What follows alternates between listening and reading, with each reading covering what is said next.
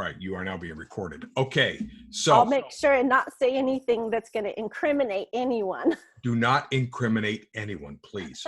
For once in your life. For once in my life. For once in your life. All right, let's see here. I'm going to go to Facebook. Okay. And I'm going to put this on a couple of groups. I'm going to put it, I do a podcast called What Is It with Bob Prater, but I'm also going to try to stream it to the Language of Healing discussion group as well, because I know there'll be people there that will kind of go, oh, wait a minute, what is this? Yes, yeah. So let's see here. I know you can't see what I'm doing, but I'm getting it ready. So where would I go, like if I wanted to share it? You'll be able to share it off of Facebook. Okay. And well, I'm talking about like as soon as it goes live, sharing it from. Oh yeah, you can go Where straight in. I'll share it to your page. Okay. I'll share it to your page. So Perfect. Let's do that. I'm going to say something about you. It says today's guest is the incredible Anna LeBaron. Anna is the author of The Polygamist Daughter, as well as one of the premier book launchers on the planet. Is that accurate? That explains a lot. Okay, good. All right. So now we're and I'm sure people are going to have, if we can get on, people are going to have questions about, how do I promote a book, or how do I, Yes, absolutely. You're good at that.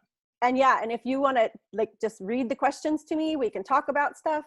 Or at the end, I can go back, find those posts, and then go answer questions and, talk to people. I love it so much. I'm so glad I saw that you put on Twitter that you were available. Did anybody else reach out to you? Oh yeah, I have lots of them scheduled. Good. Because, since my book came out, I did hundreds of podcast interviews when my book came out, and then they just kind of trailed off. It's been over 3 years. Right. And I just thought during this time when so many people have time on their hands and there's lots of podcasters out there that need guests, I just thought I'll just put this out into the world and see what happens. Because this is my favorite medium of connecting with people is being interviewed on a podcast. Yep. Here we go. I just love it. It's so much fun for me. I am going live just like this. And we are live right this very minute. So guys, it's me. It's Bob Prater.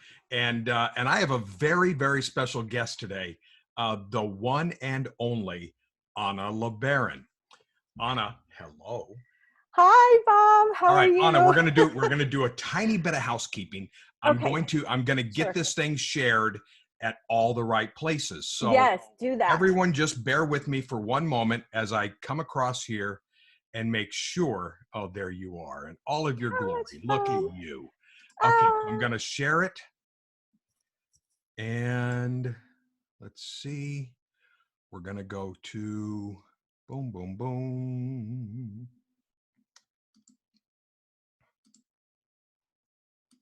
Oh, no.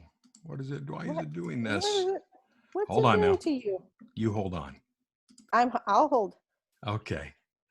I'm going to share it to a group, and it's going to go to a Language of Healing discussion group. Yay. We like those people. We like those people. Okay, we're on there now. And we are also going to be sharing to a friend's page. There we go. Friend's timeline. And that friend will be you. Yay. There we go. Share. Okay, I'm going to turn that off so it doesn't. Yeah, don't be messing with stuff. Yeah, okay. I'm going to turn off my phone so it doesn't interfere. And I'm also going to share it to my own personal page, I think. Oh, good idea. Share now. Bang. Okay, it's shared all over the place. All right, people, once again, it's What Is It with Bob Prater. And I am your trusty host, Bob Prater.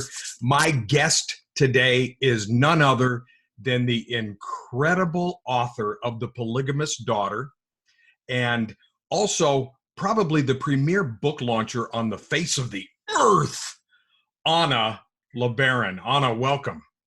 Thank you, Bob. It's a pleasure to be here. I've been looking forward to talking to you, but I will have to say I'm only a little bit terrified at the whole prospect of this conversation, just because you can also go off into left field sometimes, and I'm just like wondering what's going to happen. Boy, I came so close to cussing right there. I mean, I'm not even kidding. I almost just started coming out with a slew of curse words.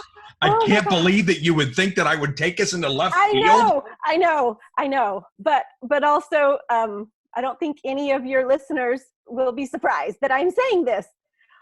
Okay, well, okay. In all fairness, I'm going to show something for all of you. I don't know if you can read this. It says, Bob, this is her book, by the way. By the way, here it is. The Polygamist Daughter, and autographed copy. Yes. And then here's what she signed. Bob, your favorite weirdo wrote this. And she's the one saying that I take people into left field. I know. I'm just, I am a little bit weird. Well, a lot weird. I'm not your typical person, but I have all the credentials to go with it. Like, my lifestyle, my life growing up, my childhood, my upbringing, my family of origin. I have license to be as weird as I want. No, you really do. There's a line from a movie that says, I'm like something like, I'm way more normal than I have any right to be. Well, okay. So we can buy that. You are way more normal than you have any right to be. Yes. Exactly. I can buy that all day. Now, every once in a while, I'll be going on to the page to see if there's any questions, because I just need to go and see if there's any questions once in a while. I mean, we'll people might have questions after, we chat. So that's true. And usually they do. If you find this on Facebook or wherever you find it, type a question in whenever you may have it during this broadcast, and we'll go for a little bit. And Anna will come back and answer your question. Yes, I'm excited about that. So especially if you can tag me if you ask me a question, and that way if we don't get to it live on the broadcast, I can go back to those notifications and respond. Perfect. All right, listen to me. You're in Texas, right? Yes, I live in a suburb of Dallas called Corinth. So technically I'm a Corinthian, so I'm pretty biblical. So there you go. Look at you. What are your thoughts on what's happening in the world today? Oh, well, having grown up in a fundamentalist cult, where a lot of the doomsday stuff happened, a lot of fear and manipulation of people through fear of the last days, and the end of times, and prepping, and 1 year supply, and make sure you have your supply. And I mean, some times it even went into, you need to live in a certain area that's not going to be destroyed when the destructions come and take out America. And so a lot of the ways that I was brought up would lend itself to me reacting very physiologically through a lot of post-traumatic stress to what's happening in the world today.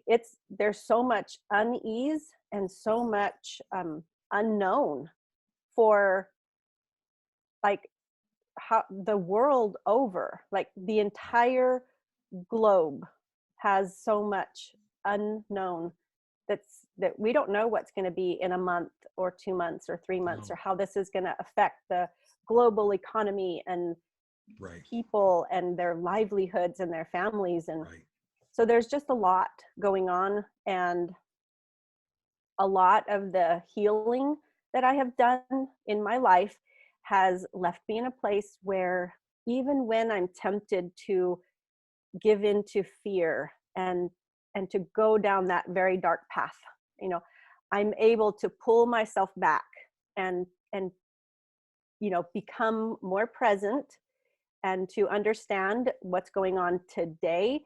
And I'm okay today. Mm-hmm. Today, what's happening is I'm fine. I have enough to eat, I have a roof over my head, and I have to remain present and not let myself get pulled into and sucked into the negative aspects of just thinking about and always going into the future and what's going to happen and who knows. And, so it's been a challenge for me to stay present and to stay in the present moment. A lot of counselors and therapists and stuff will talk about when you get triggered, and these kinds of things and ruminations can be very triggering. And triggers take you back into the past, into a past time, into a past moment. And it's possible to, through lots of different practices that I've learned over the years, to bring yourself back into the present and to calm yourself down in the present time, in the very present moment that you're at. And imagine the good things that are happening right now. I mean, like in this very moment, I am so delighted to be talking to you. Yeah. And this moment really where I'm taking this breath is all we really have. Right. Like we can't undo or redo 5 minutes ago. We can't.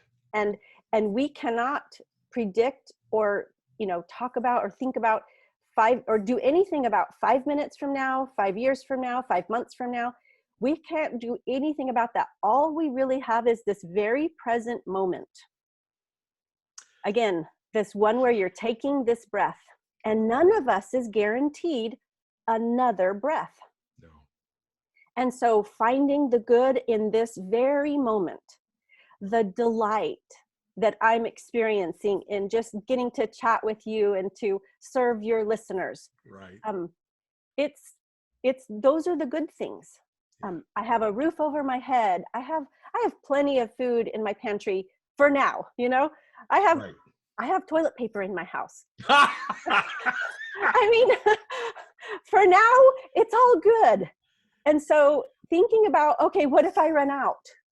A week or 5 weeks from now, like, what if I run out? What if there's none in the stores? What if? Right. I could make myself crazy with that. But instead, I can pull myself back, and you can pull yourself back just with the very act of taking a deep breath. Right. I love all of that. I love all of that. And for those who may not know your story, Anna wrote this and I mean incredible book called The Polygamist Daughter that is as heartfelt and as riveting as anything you're bound to read. So I really encourage you to look it up. The Polygamist Daughter. Here it is again. And you referred to that when you say PTSD and things that trigger. Can you give us just a very brief synopsis of the book? Well, I was born into and raised in a violent polygamist cult. My father was known as the Mormon Manson because he would order hits on followers who defected or left the cult, and also on rival polygamist cult leaders. And so more than 28 people were killed by him. He never pulled the trigger on anyone. He would send his followers to do his dirty work. And that's why he became known as the Mormon Manson. And he was known and notorious during the 60s, 70s, and 80s. And I lived in that growing up. The first hit was carried out when I was 3 years old. And so it became, we lived life on the run from the law, always moving, always uprooting, moving around place to place, Mexico back. I was born in Mexico. My family is a part of, do you remember in November when the cartel took out those women and children? Those are part of my extended family. My family moved my grandfather moved his wives and children to Mexico in the early 1900s. So our family's been living in Mexico for over 100 years. And so I'm a first generation non-polygamist, first generation Christian. And we lived life on the run. The FBI, the Mexican police, would raid our homes looking for group members who were wanted. We dumpster dived for food. We were slave labor. in our family's used appliance businesses. I lived through more things than I could probably describe at this time that were just would be characterized as childhood trauma, abuse, and neglect. On the ACE, the adverse childhood experiences. Oh yes, I'm very familiar. I scored a 9 out of 10. And so okay, so for people that do not understand that, the ACE test it's like traumatic events, and you score based on it. Did this happen to you or did this not happen to you? yes, You were a 9 out of 10. 9 out of 10. Oh my gosh. And so the healing journey that I have been on since I ran away from home and escaped the cult has been decades long. And I tell people sometimes that I have pursued healing and wholeheartedness, like Brene Brown calls it, more than anyone I know. Right. And I don't say that to brag. It's No. just innate in my personality to, pursue that. And personal growth is just something that's super important to me.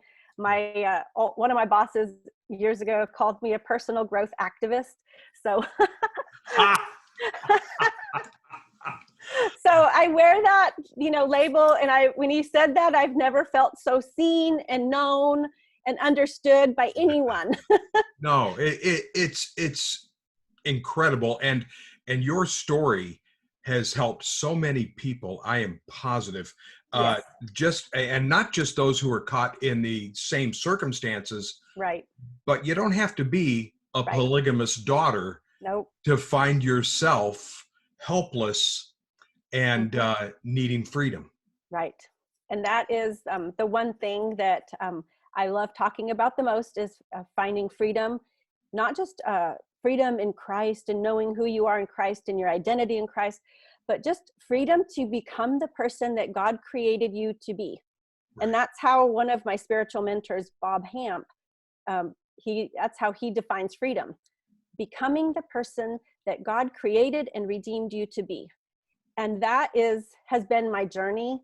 And so the people that meet me online and in person, sometimes the person that you meet, full of joy and just happy and crazy and weird and, full of shenanigans and all kinds of, just loving life, is a very different person than the girl who ran away from home at age 13.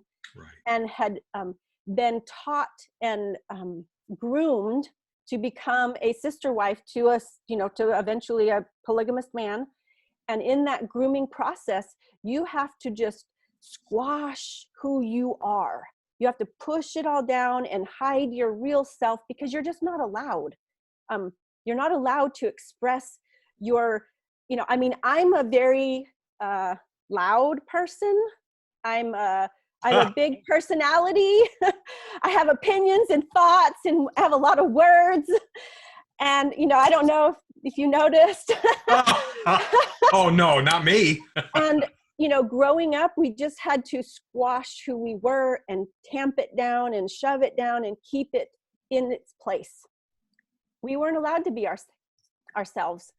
And in this process of healing, who I really am and all the personality and the strengths and the gifts and the talents, the abilities, everything that God put inside of me when he knit me together in my mother's womb has just exploded with this freedom that I have found to just be me and to just be myself. And the person that he designed me to be is the person that the people in my life and in my sphere of influence, this is the person they need showing up every day. Right. Not this false self of, masked, and I don't know who I am, and I don't know what to do, and, I'm afraid to be myself. No, my real self, just the exact way he designed me. And that's exactly who the world needs for you to be too. Absolutely. And I often wondered, like, how in the world did it, mean anything for me to be born in this family? Like, why would God put me in that family of Right. origin that was just going to cause so much pain and suffering? Right. And the answer came when I read Rick Warren's book, the one that's The Purpose-Driven Life. I read that in like chapter 2 or something. He asks, and he talks about how God knew and used the DNA of your father and your mother to create the person that you are today. So he saw me and he knit me together in my mother's womb the exact way. He knew the blueprint of, this is who this girl is going to be when she comes alive and she is full, like blossoms and matures into her full real self. This is who she's going to be. And I can't wait to see this girl become the person that he designed and could see. Like, think about if you have like an apple and an apple seed. If you've ever tasted an apple and I show you an apple seed, it's like, you can imagine the apple and taking a bite out of it and the juice and all. You can imagine that. You're probably imagining it right now if you've ever had an apple before. Right. And that's exactly the way God saw when he put me in my mother's womb. It's like he knew the full person that I would become when I healed and became who he intended. And that's who the world needs today. All of us whole and healed. Yes. That's what the world needs. All of us showing up as our real selves and the people that he designed, because he doesn't make mistakes. It wasn't a mistake that I was in my family of origin. Nope. Like, my father was not a good man. He was an evil man and he did a lot of harm. But me coming out of that and me being able to tell my story and help others and use everything that he designed about me to become a helper to other people. Right. I'm just going to look at the positive and go from there. That's my favorite. The helper puts me in mind of one of my heroes, Mr. Rogers, who says, when things are going sideways, look for the helpers. They're going to be there. It's interesting to me. We have a mutual friend, Wayne Jacobsen, who I know, we love Wayne, the co-author of the bestseller, The Shack, and a million other books. Also, look at this one. Oh, look at that book that he did. A Language of Healing for a Polarized Nation. I don't know whose name is also on the front cover. Oh, no, it's me. And Arnita. Yes. So, Wayne likes to say, those who have lived their lives marginalized, in the corner, unheard, and forgotten, when they find their way out, usually have a lot of words to say. Oh my gosh. Yes.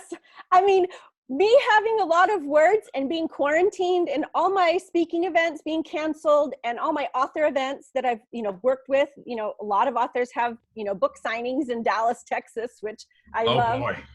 Everything has been canceled. So I have really not a lot of a way to express all the words that I have inside of me, which is why I posted the thing that I did, which caused you to reach out to me about this. Because I'm like, I have a lot of words and I'm just locked in my house right now, and let's chat and let's help some people. That was my whole thing. That's it. And you, and listen to me, the takeaway for me here is you have a lot of words. I know. I mean, what? I want to read a couple of comments that have come down the line on Facebook. Oh, yes, please could I do that? Yes. King Aaron, who is my friend, Aaron King, he says, as someone at the end of my path of healing and organizing my past, I love what you are speaking. I'm sending deep love and light your way. And my dear friend Ahmad Mirza, who I do a podcast with called A Christian and a Muslim Walk Into a Studio, he came in and said, yes, I completely agree with your guest, and especially about the toilet paper, LOL. But seriously, she nailed it with that initial comment to your first question, Bob. Betty Tormino has said it's a great book. And Anna, did what you went through in your childhood prepare you for today's crisis? You've kind of answered that a bit. Do you want to say anything else to that? Yeah, I think that what's happening today is going to be, for a lot of people, very difficult.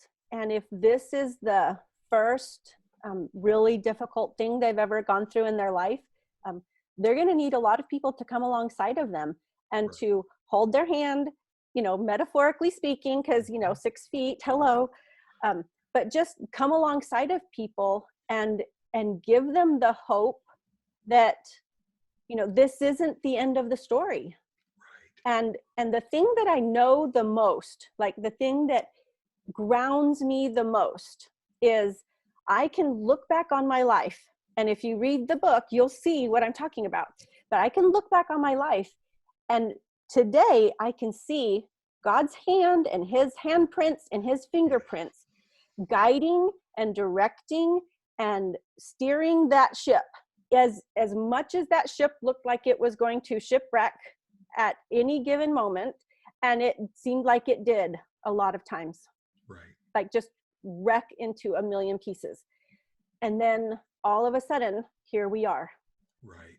And so if I can look back and see his handprints and his fingerprints all over my life, orchestrating events, circumstances, and people in my favor, here's what grounds me. I know that he's not just going to leave me here today and say, okay, baby girl, you're on your own now. Right.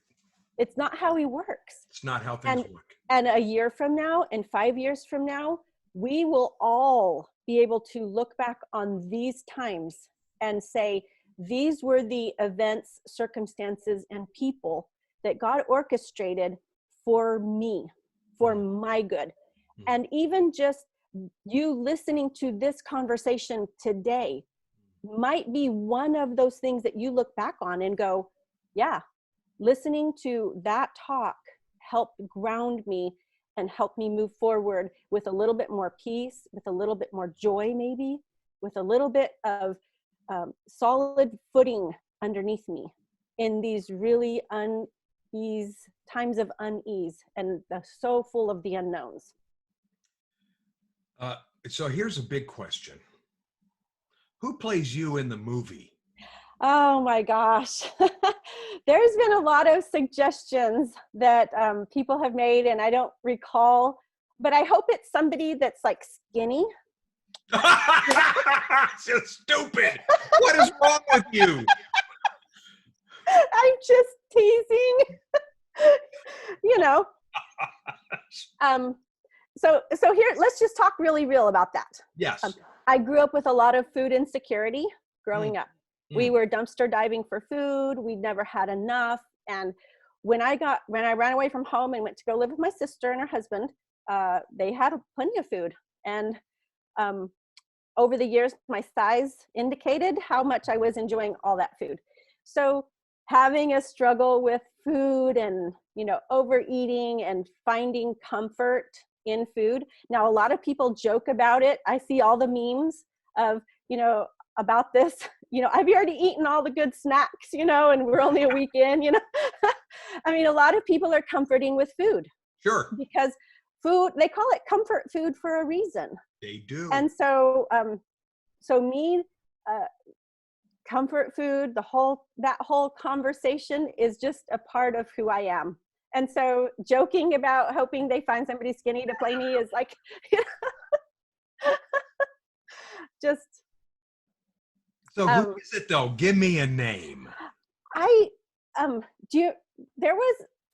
know, like today who it would be. Because my gosh, that's the first time that you have stammered over words. You have been in a constant stream, and I ask you this one, and you're going, I don't know. I mean, I don't know who today, but there was a girl on a show way back when, I can't remember where, that we and her look a lot alike. But, I like, but the actresses that I really like are like older. I love Julia Roberts, but she can't play me. This is like, No, that ship has sailed. That ship has sailed a lot, and I don't watch a lot of TV, so maybe your listeners can make some suggestions. There we go. Let's leave that for them. You know, I have strawberry blonde hair, so you know, I don't know. I'm thinking where you're at right now. If someone were to play you right now, it's Reese Witherspoon for me. Oh my gosh, that would be like the best thing ever. What did I say? I mean, I love Reese Witherspoon. Oh, whatever. All right. So, that would be the best. Well, has Hollywood come calling on the book? My agent has taken a lot of phone calls and a lot of emails about it, but it hasn't been optioned yet.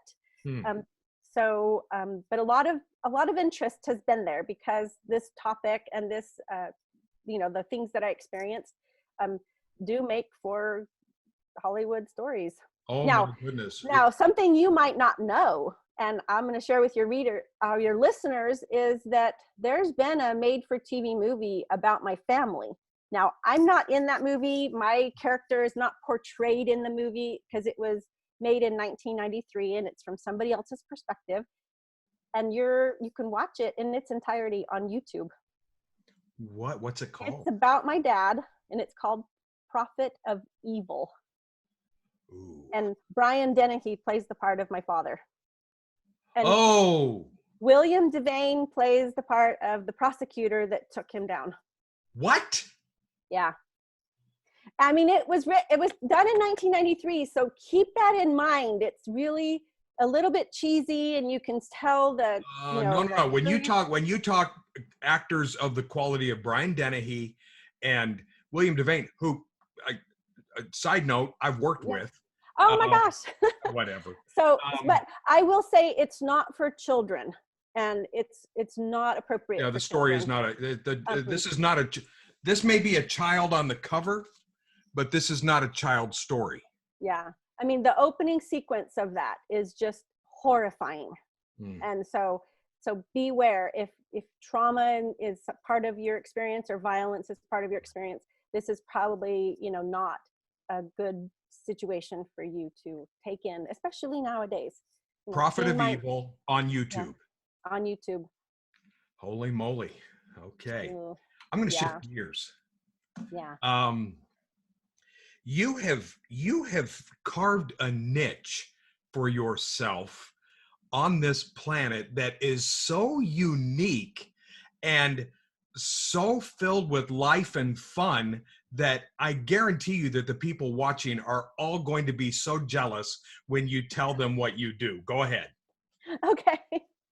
So I launch books for a living, which is how Bob and I came to meet each other. It's like they needed a book launcher, and Arnita Taylor is one of my friends. We attended church together for a while.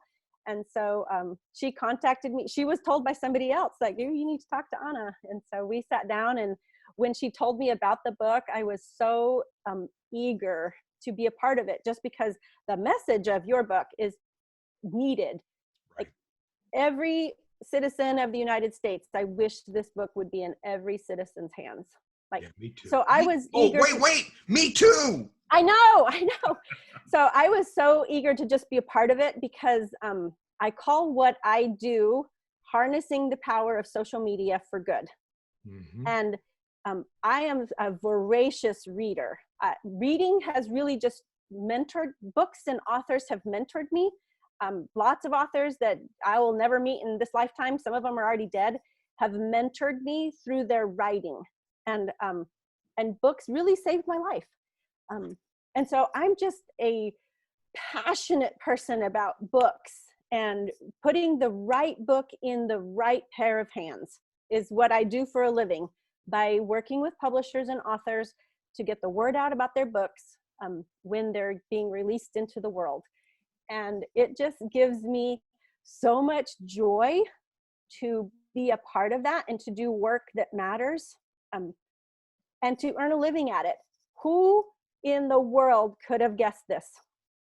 But do you want me to tell you the story of how it came about? I would. Absolutely. Go ahead. Oh, so when I met my agent, she told me that that authors now have to sell their own books. Like, publishers will do their part. Absolutely, publishers do their part. And then once the book is out, it's up to the author to continue that, book sales. Right. And so I had had a 17-year career launching aircraft, and doing customer service and marketing. I chartered cargo aircraft to move automotive parts for the automotive industry for 17 years. I didn't know this. So that was, so it was sales, marketing, and customer service. Right. That was, and the planes were just like, okay, that was the medium that we used. But that was the widget that we sold, was cargo planes. So I knew, like, I've been in marketing. I started selling when I was 9 years old, going door to door selling slices of cake in Mexico. So I say I've been in sales and marketing since I was 9 years old. This is a long history for me. So I knew that I could figure out how to sell books. So I did what I always do when I need to figure something out. I went online and ordered a bunch of books. And one of them was Michael Hyatt's Platform, and other books that have been written that were, these are the people that are talking about these things. And I started reading voraciously, signing up for blogs and reading other people and figuring out this thing. And I heard this weird concept of a book launch, because my friend was part of a book launch team. And as her being part of the book launch team, she was bossing me around and saying, Anna, go pre-order this book. And then when the book comes in the mail, take a picture of yourself holding the book and post it on your social media. And then she's like, write your favorite quotes on your socials as you read. And then when you're finished reading, review the book. Like, those were the things I knew about launching a book. That was all. And then, and I'm sure you're okay with people telling you what to do. Because she's my BFF, Okay. I just, did what she said, Right. and I did all the things.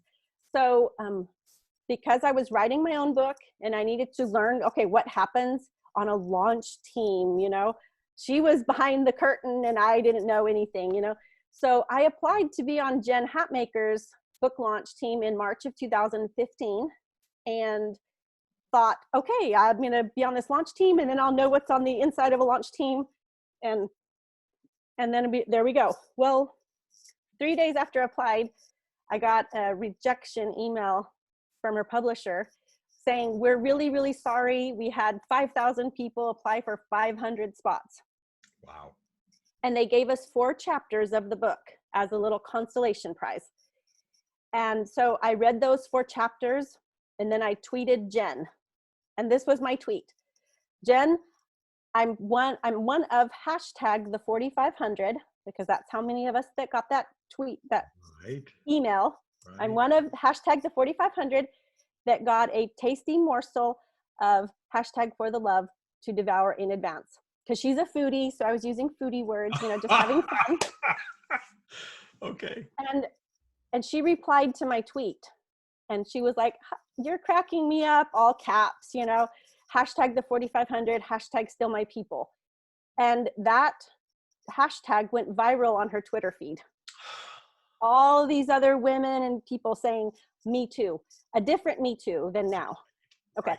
So somebody took that hashtag, created a Facebook group called hashtag the 4,500.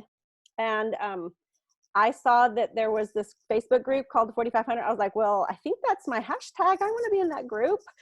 And I joined this group and ended up co-leading this Facebook group with my friend, now Tracy. And I became just basically the shenanigator in the group. And say it again. I became the shenanigator. Okay. All right. And I basically went in this group and told these women, Jen Hatmaker is not the boss of us. We can launch this book if we want to. Like, she gave us 4 chapters to read. So we can quote from our favorite, chapters. We put our favorite quotes out there. We can review what, once we get the book in the mail, we can review it and we can do all the things. And about a week into, so the other thing I did was I went into the highways and byways of Facebook, Twitter, and Instagram. Anybody who said me too on that hashtag, I invited them to join the group. So we ended up with 1,300 women in this Facebook group. And me just saying, Jen Hatmaker's not the boss. Let's do this. We can launch this book if we want to. Because I knew like 4 things about launching books. And I just kind of, rogue launched Jen Hatmaker's book. About a week into that, Jen joins the group. And I'm thinking, oh no, am I in trouble? He did? Jen joined the group. I didn't know that part. Crazy. We went crazy. And then, because she's now part of our group. Hello. So then her publisher added 2 of their marketing people to the group. And that's when I thought, okay, now I'm really in trouble.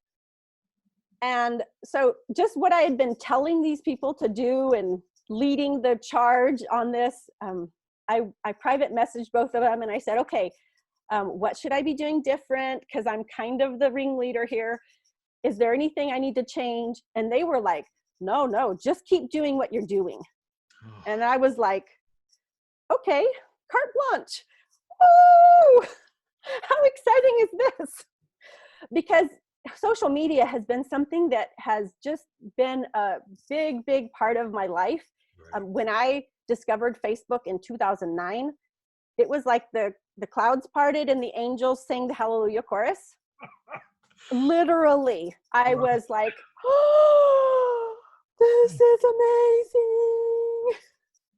amazing. And I've used social media for good.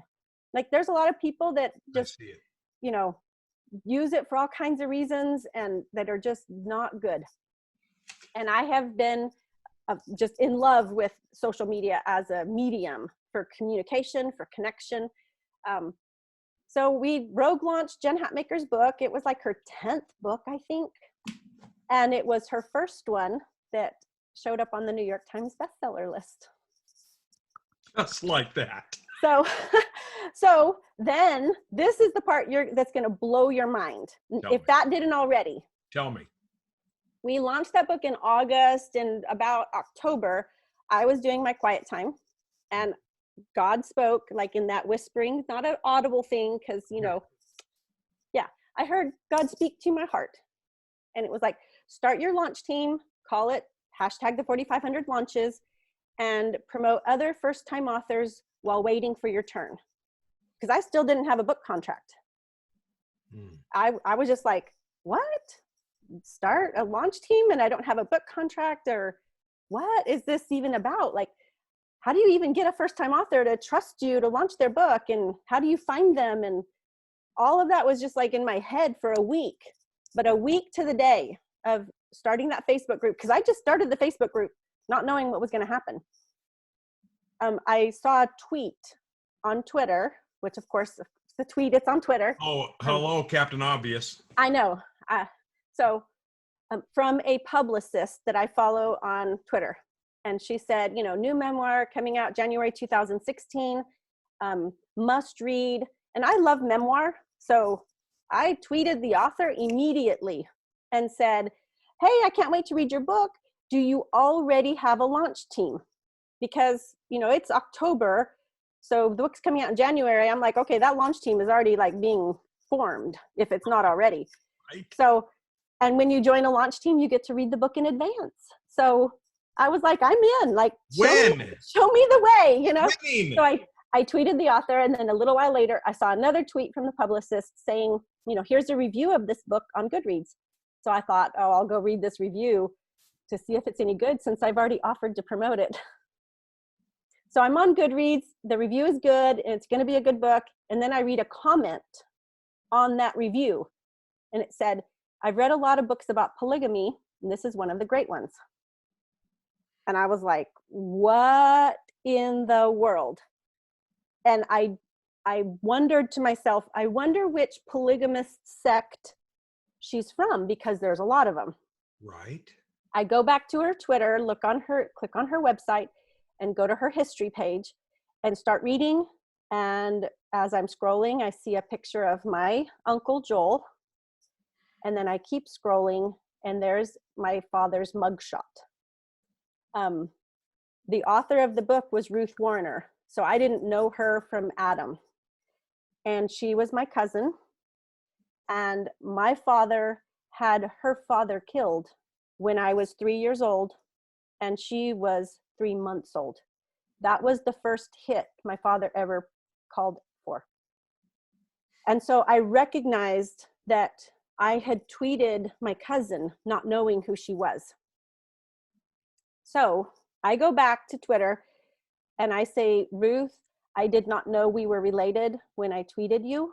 I escaped my father's cult when I was 13, and I've made a life for myself that I'm proud of, because I had to distance myself from my father as quickly as I possibly could. Sure. Just because of everything that had happened. So between her father and his, wives and 40 some odd children, and my father and his wives and 50 some odd children, 100 children between two men. Our two families had not spoken in over 4 decades because of what happened. And I had tweeted her publicly. Like, we knew as Ervil's children, we were not allowed to talk to Joel's children. There was just too much bad blood there. And I had tweeted her publicly. So I private messaged her on Instagram, on Twitter. And I just said, I did not mean to, bring up this old painful experience, our shared family experience, so publicly. And I didn't want to just delete the tweets and make it even more awkward. But if you want me to delete those tweets, I will. And I'm so sorry that I, am intruding in your life like this. I did not intend for that. And I didn't know we were related when I tweeted you. Well, it took her about a week, but she finally replied to me. And in the meantime, she had checked me out to make sure that I was a safe person. Of course. So she said, she goes, I don't know if you want to promote the book if you've not read it. Cause she's saying things about my father, and so she goes, I'll mail you a copy of the book and you can decide. And I said, you know what? If you survive a cult and write a book and live to tell about it, I'm in, and plus we're family. And so I've already made up my mind, but if you want to send me a copy of the book, I will for sure read it. Wow. And we set a time to talk, and we talked after I read the book. We talked for like hours on the phone. The first time our two families had spoken just about in 4 decades. And at the end of that phone call, I said to her, can we get back to the original question? Do you already have a launch team? Right. And she says to me, what's a launch team? And I'm like, I'm your girl. I'm your girl. And I had only ever launched Jen's book. And I knew that's the full sum of my knowledge of launching books. Right. But because she knew zero, I was like ahead of the game. And I said, let me do this for you. And I really felt like in doing that for her, I was doing reparations. That makes sense. And her book came out on the New York Times bestseller list. Oh my gosh. So your families were like the polygamist version of the Hatfields and McCoys. Yes, a modern day Cain and Abel story. And you crossed over unknowingly, unwittingly. Yes. I really, there's a couple of things that really stand out to me. First of all, I like that you were made for connection. You were made for connection. I mean, it's so interesting to me how the journey has gone for you. And even being born into such a large, very dysfunctional and odd family. Yeah. But connection has always been, even as you attached yourself to your sister when you were younger, and then all the way through. And then when you talk about the advent of Facebook and social media, yes. It's everything that makes the fireworks go off for you. Yes, 100%, yes. Right? So I love that. And then I really like the providence of God. Yes. How he sees beyond what we see. And he's like the conductor of an orchestra. And as he orchestrates our lives and says, well, I'm gonna let Anna see this, and she wants to do this, and I'm going to just do this and this and this. And in the midst of not only launching you, healing comes to someone else. Yeah. It blows my mind. Yeah.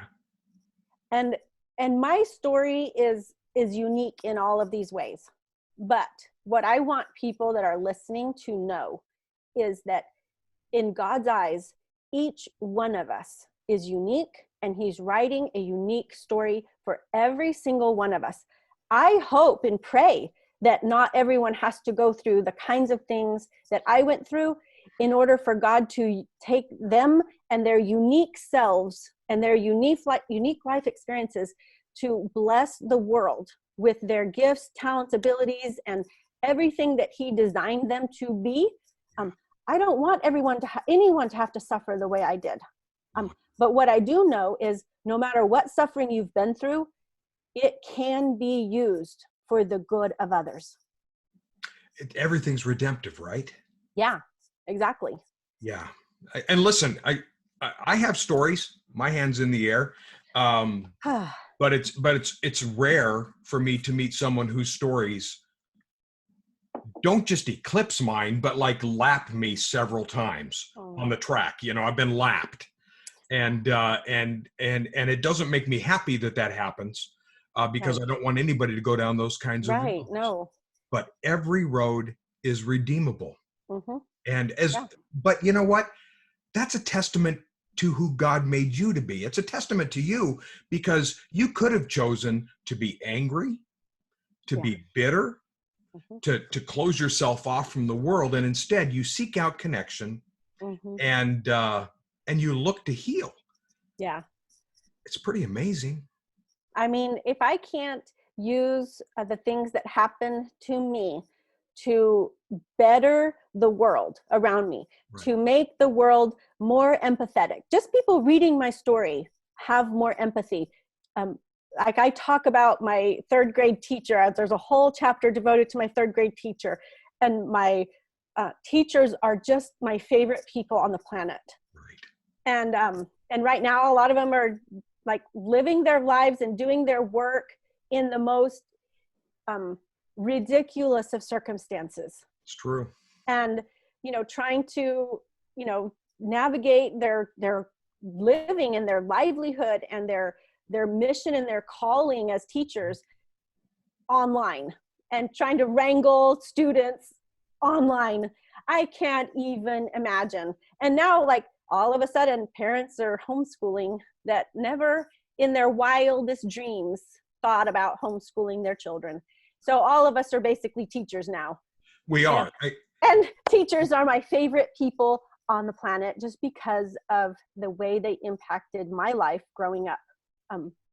School was such a refuge for me. Right. We did not have, school lunches. We were some of those students that depended on the school lunch being provided for, we looked forward to school lunches, where a lot of kids, were like, whatever, oh man, school lunch was, wow, this was the best food.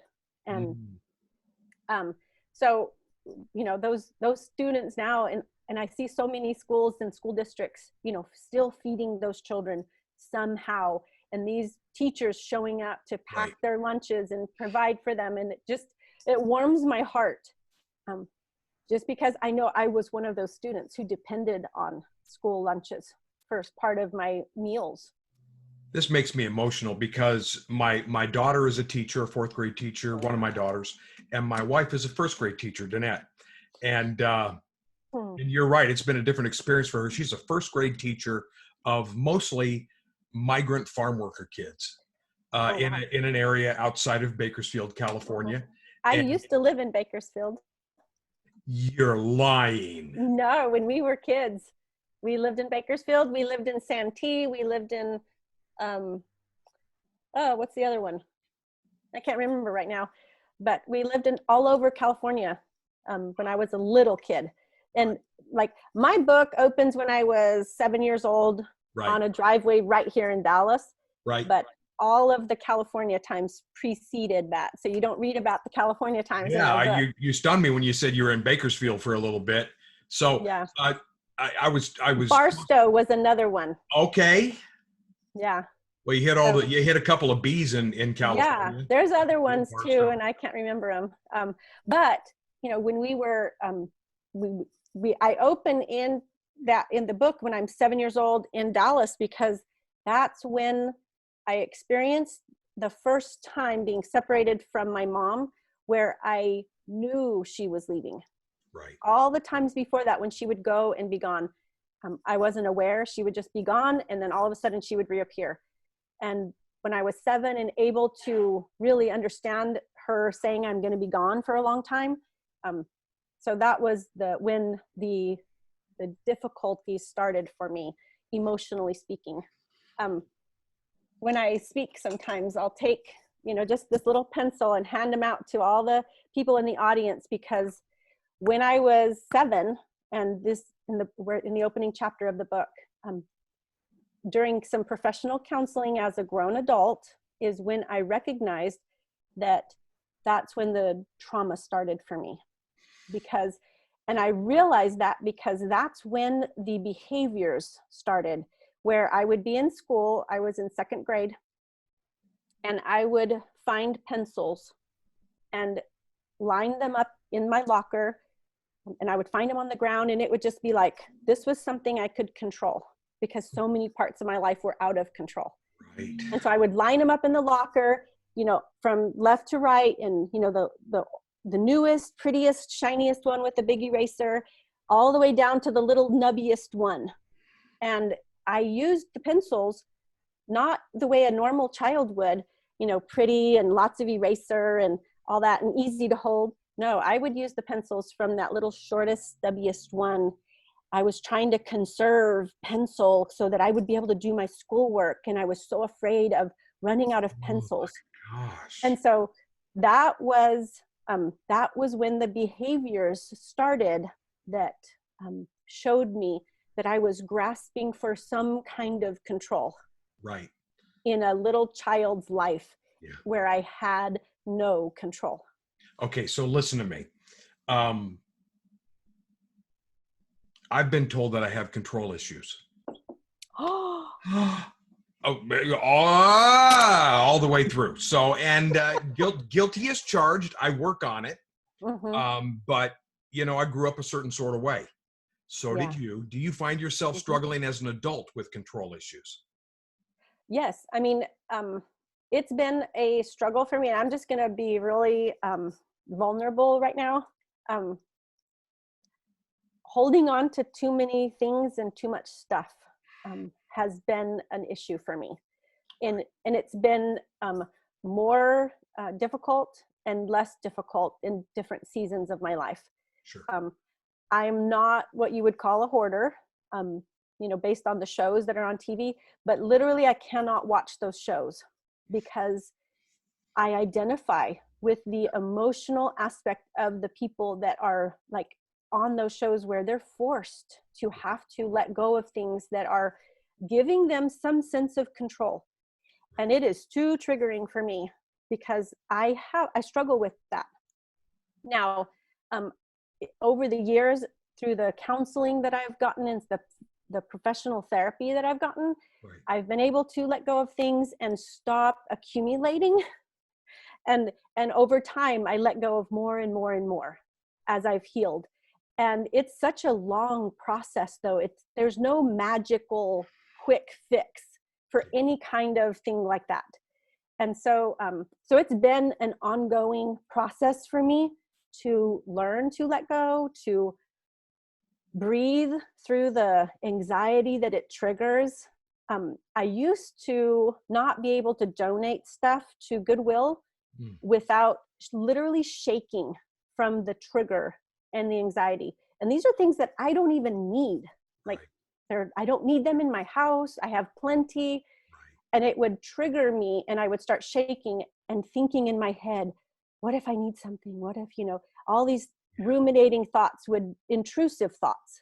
Right. And as I'm going to the Goodwill to donate, and I learned to do it, and I would do it over and over, just as a matter of like, I don't need this stuff in my house. So I would work through that really uncomfortable feeling in order to make that donation. And over time, what I've become to learn is it's called re-exposure therapy, where you do the same thing, that you do the thing that triggers you enough times in safe ways. Right. Not during a time of crisis. You don't do that during crisis. No. But when you feel safe and you feel like, okay, everything's okay, you re-expose yourself to that trigger, and then you talk yourself through it, and you can create new neurological pathways in your mind and in your brain. Yep. And so I've been able to do that. And now today I can make a donation to Goodwill without any kind of shaking, without any trigger. And so for me, that is huge progress, Wonderful. Okay. 2 more things and then I'll let you get. But this has been fascinating. I mean, the level of openness with which you've shared is just stunning to me. And I really do like it. So, we know that there are still people that are caught in polygamous cults today. Yes. What would you say to someone who is still caught and looking for a way out? I would say look for that opening and keep looking until it comes. Right. I know that for a lot of people that are caught into it, like most of them won't even have access to listen to this until after they're out. Right. Because of the controlling ways, they minimize their ability to get outside people speaking into their lives. So for most people, it would probably be after that they would hear this. And so I remember the first time I listened to, this is years and years ago, decades ago, the first time I ever wrote to a TV show was when Dr. Phil interviewed 2 girls who had escaped a polygamous cult. And they were both struggling with wanting to go back, just because when you leave a polygamous cult that's a closed community like that, you're literally letting go of everything you ever known, because your whole life, your whole livelihood, your family, your friends, everything you know is on the inside. And when you're booted or you leave and you go to the outside, it's a whole new world. Like, you don't know anyone and you are shunned. And so those 2 girls were really struggling with wanting to go back. And so if there's somebody listening to this that has escaped, or even escaped a difficult situation, an abusive home or an abusive marriage, and there's that leaning towards wanting to go back because it's what you know, I would say get some professional counseling any which way you can. Because that bent towards wanting to go back to what's familiar is very, very strong. And that pull is so powerful. And so I would want them to, get some professional counseling, find a group of people that can kind of circle around them, circle the wagons a little bit until they find their new normal outside of that. That's good. Last question. You have launched some pretty famous folk, including Bakersfield's own Rachel Hollis. Yes. She's been in our home. There were connections going back with my kids. And so, and that's Girl Wash Your Face and Girl Stop Apologizing. And yeah. So, and you've launched, I'm just going to name some names: Bob Goff, Jonathon Merritt, Gary Sinise. Yes. Oh my gosh. Yes. I mean, these are really famous people, and some incredible authors. So a first-time author is working on a book right now, and they're thinking, I need to have someone like Anna LeBaron help me launch. Now, Anna, you don't do it for free. You don't do it for free. And so there is always, but I have to tell you something. I was surprised at how affordable your service really was, especially when I saw what you did. Because it was, there is magic on the earth, and you're one of the elves doing the magic, and it was just magical what you did for us. And so I thank you for that. But say someone is getting ready to, maybe self-publish or whatever the case may be, and they Right. just don't know the path. Do you Right. have 1 or 2 words of advice for them? Oh, this is my favorite topic, and I could talk about this for another hour. Okay. Well, let's go. And here's the thing. I will talk to people, and I do coaching. I do coaching for authors, that especially self-published authors. And I charge for that, for coaching. And so many people have told me that are in the industry, you need to charge more money. But what I know is that authors don't make money selling books. Like most of the time, authors don't make money unless you're like Stephen King or, Beth Moore or, somebody that's a New York Times bestseller over and over again. Right. Then they can earn a living at it. And most authors I know are working a day job and trying to get their message out into the world. And so me jacking up my rates just because what I do is so valuable, I feel like is doing a disservice to people who really sometimes can't afford that. And so I keep my rates affordable just because I love what I get to do and I want to be able to serve as many people as possible. Right. So if you are self-publishing, the launch of a self-published book is different than the launch of a traditionally published book with a publisher. Because when you're with a publisher, the lead up to the release day, where you have people reading and reviewing and talking about your book and getting those pre-order sales, which are every author's, the pre-order sales plus the first week of sales is every author's best chance at making any kind of list. And so the traditionally published book, that's the whole goal, is let's see if we can get on a list. And getting on a list is such a difficult thing because there's so many books released every single week. And some of them are really, really, really great, So knocking books off that list to make the list is difficult. And so nobody's guaranteed any kind of list, but we can try to increase those odds. Mm-hmm. And that's for a traditionally published book. For a self-published book, it's the other way around. The launch starts when you release the book out into the world. And you have to play a long game because most self-published authors will sell anywhere from 100 to 500 copies, and that's their whole reach of people they know and that would be interested in buying the book that they have. And that's if they do a really good job of marketing it. Right. Most books, even traditionally published ones, never sell more than 1,000 copies. Most. My so goodness.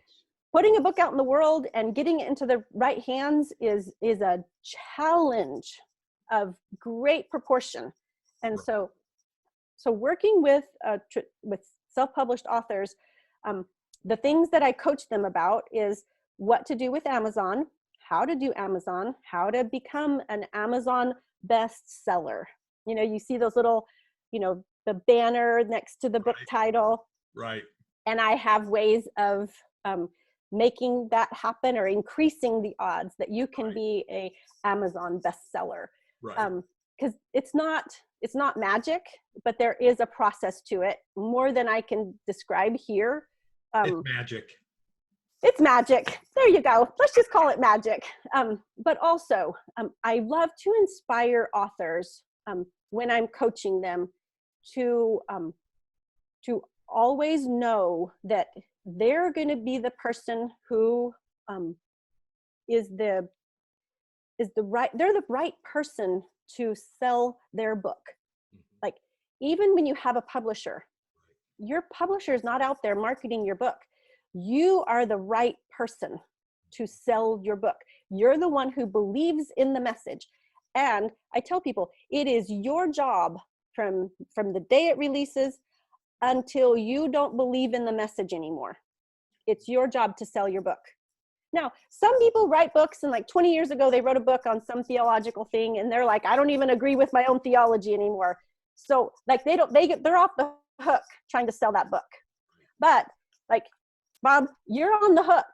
If you believe in this message, it's your job to sell this book. I know it's true. Until you're done with this message. Right. Which is probably going to be the rest of your life. So probably. Not good news for you. No, I'm teasing. Really. It's great news. It's great news. And it's my job to sell my book. Right. No, nobody is going to believe in and care about my book as much as I do. Nobody. It's true. It's true. And so just knowing the things that people can do using social media to spread the word about their book, to get the word out, to connect to the ideal reader. Like, and that's what everybody wants, is not every book is for every person. Right. My book is not for the person that read it when you read their reviews. I have negative reviews of my book on Amazon, like What? 1-star reviews. I know, it's crazy. And that's how I know that I've encountered somebody who's not the ideal reader for my book. Right. But when I encounter my ideal reader, I get 5 stars across the board, sometimes 4 stars, because there are some purists who think, the Bible and C.S. Lewis get 5 stars, Right. and then everybody else is just like, Right. 4 max, They're not those that give the top scores. Right. And I'm fine with a 4, it's fine. It's fine. It's fine. Oh yeah. I can see. I can see how fine you are with the 4. It's fine. It's fine. It's all fine. But Anna LeBaron, I want to tell you something. You are a joy and a gift to the earth, and you are definitely a gift to the writing community. And I just want to say thank you for everything that you do. And thank you for so graciously taking time out of your schedule, even though you're on lockdown. So it wasn't that hard. Believe me, I loved having words and saying words. Oh, you're so funny. I just want to say thank you. If someone does want to contact you, can they get at you on Facebook and Twitter and all the normal places, Instagram? Yes. My website is just annalebaron.com. You can click on there and we can schedule a call to do coaching from my website, if that's something that you need.